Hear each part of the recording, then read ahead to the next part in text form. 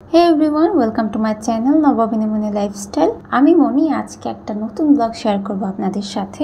আশা করছি আজকের ব্লগটা আপনাদের সবার খুব ভালো লাগবে। কেননা আজকের ব্লগে আমি শেয়ার করব সাভারের মধ্যে থাকা সুন্দর একটা জায়গা, যেখানে কিনা আপনারা আপনাদের বাচ্চা, তারপরে ফ্যামিলির ছোট বড় সবাইকে নিয়ে যেতে পারবেন আর খুব এনজয় করতে পারবেন। তো চলুন ব্লগটা শুরু করা যাক। তো আজকে ব্লগে যেখানে দেখাবো এটা হচ্ছে বেরুলিয়ার ব্রিজের ডান পাশে পুরো একটা বড় মাঠের মধ্যে এরকম মেলার একটা আয়োজন করা হয়েছে। জানি না এটা কতদিন থাকবে নাকি পার্মানেন্ট। তো মনে হলো যে এখন থেকে এটা হয়তো ওখানেই থাকবে। তো ওই জায়গাটাতে আসলে আগে ছোট ছোট টুকটাক রেস্টুরেন্টের মতো ছিল, কিন্তু এখন যে এতগুলো দোকানের আয়োজন করা হয়েছে সেটা আর কি অভাবনীয়। আর এখানে একটা আইসক্রিমের দোকান ছিল, এখানে চায়ের দোকান, পিৎজার দোকান, চাপড়ি, ধোসা, আইসক্রিম, তারপরে জুস বার, বিভিন্ন রকমের, মানে আপনি খাবারের আইটেমের যত রকমের খাবার চান সবগুলো মনে হয় এই একটা জায়গাতে পেয়ে যাবেন। আর বিভিন্ন দামের, মানে আপনার সামর্থ্যের মধ্যে আপনি এখান থেকে খেয়ে দিয়ে চলে আসতে পারবেন। আর আপনি একা না, এখানে গেলে অবশ্যই আপনার পুরো ফ্যামিলিকে নিয়ে আপনি মন ভরে খেয়ে দিয়ে তারপরে চলে আসতে পারবেন। এখানে বাজেটের কোনো সমস্যা হবে না। তো অনেকেই আসলে বাজেটের চিন্তা করেও হয়তো বা বাইরে যান না অনেক সময়, যে এখানে বাজেটের চিন্তা করতে হবে না, গেলে আপনারা পুরো ফ্যামিলি সহ আনন্দের সাথে ঘুরে খেয়ে দিয়ে চলে আসতে পারবেন।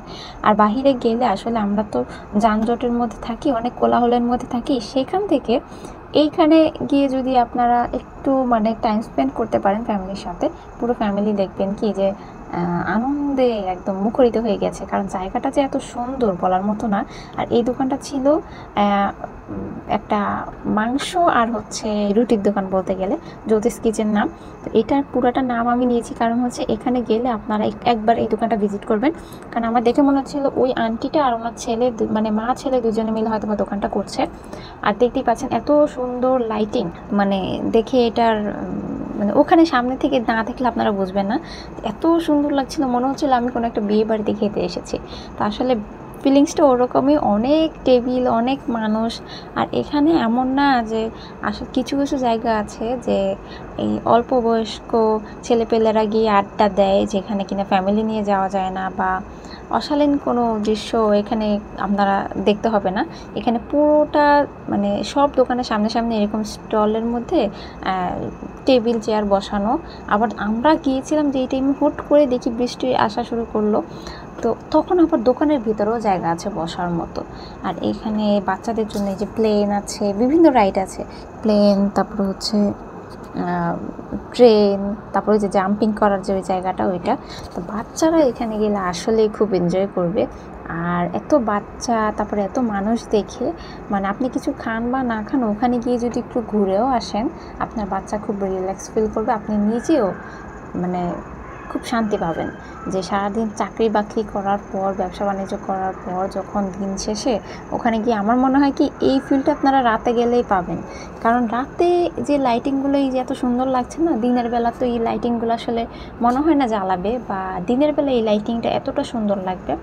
তো রাতের বেলা গেলে এই ফিলটা পাবেন। আর এত সুন্দর হাওয়া দেয় বেরুলিয়া ব্রিজেরও পাশে, তো মানে পাশে যেহেতু একটা নদীও আছে, তো এই নদীর বাতাস, মানে গাছপালা সব মিলে মানে খুব সুন্দর একটা মানে অনুভূতি। আর এই যে আমার মেয়েকে এখানে বসিয়ে দিলাম, কিন্তু আমার মেয়ে আবার এগুলো খুবই ভয় পায়। তো অনেক বোঝানোর পর এখানে একটু বসেছে, ওর বাবা বসিয়ে দিল। তো যেহেতু এটা তো আসলে কয়েকটা সিট থাকে, যেই আসলে এই আঙ্কেলটা এটার মালিক, তো এই আঙ্কেলরা হলো আরও বাচ্চাদের ডাকছিল যে আসো আসো একটু চড়ো। তো এখান থেকে আরেকটা কাস্টমার সে পেয়ে গেল, কিন্তু এই কাস্টমারের সাথে মানে ওখানে বসাতে গিয়ে এর মধ্যে আবার আমার মেয়ে আবার কান্নাকাটি করে নেমেও গেল।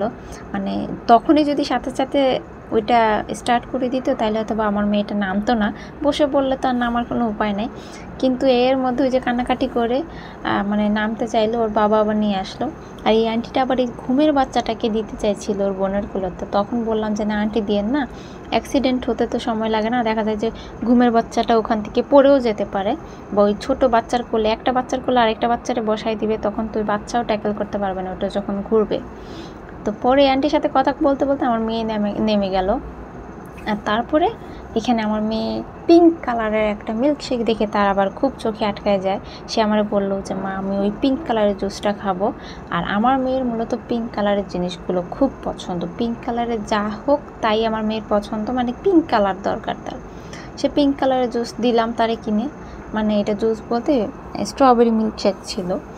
তো এই মিল্কশেকটা কিনে দিলাম, সে এখানে বসে বসে খাচ্ছিল। আর আমরা অর্ডার করেছিলাম হচ্ছে চিকেন চাপ আর হচ্ছে পরোটা।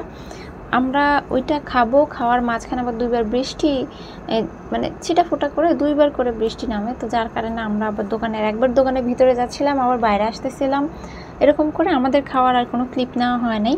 তো পাশে দেখলাম একটা দোসার দোকান। তো এই দোসার দোকানে গিয়ে আমি আবার রাইসার বাবাকে বললাম একটু ক্লিপ নাও, সবাই ভিডিও দিবে নি, আমিও দিব নি একটু।